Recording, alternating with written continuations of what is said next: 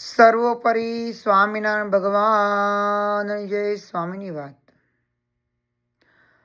આખા બ્રહ્માંડમાં સ્વામિનારાયણનું ભજન કરશે ત્યારે સત્સંગ થયો ત્યાં સુધી થાવો છે ને મહારાજને મળેલા એક સાધુની કેડે લાખો માણસ ફરશે ત્યાં સુધી સત્સંગ થાવો છે.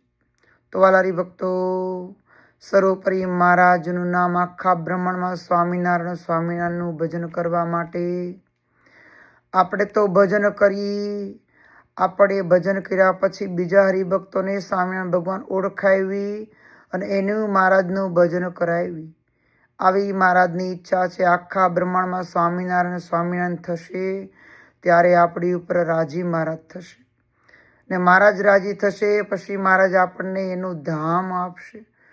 તો આખા બ્રહ્માંડની અંદર સ્વામિનારાયણ ગુણ છે. ઠાકોરજી મહારાજ ઉઠાડે ત્યારે આપણે ઉઠીએ છીએ, આપણને સુવાડે ત્યારે સૂવી છીએ.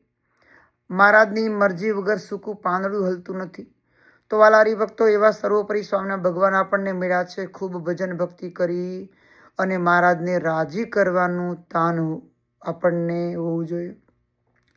એવા સર્વોપરી મહારાજ આ લોકની અંદર રાજી થયા પછી આપણને મહારાજ એનું ધામ આપે છે ને ધામની અંદર આ જીવ અત્યંત સુખી થઈ જાય છે.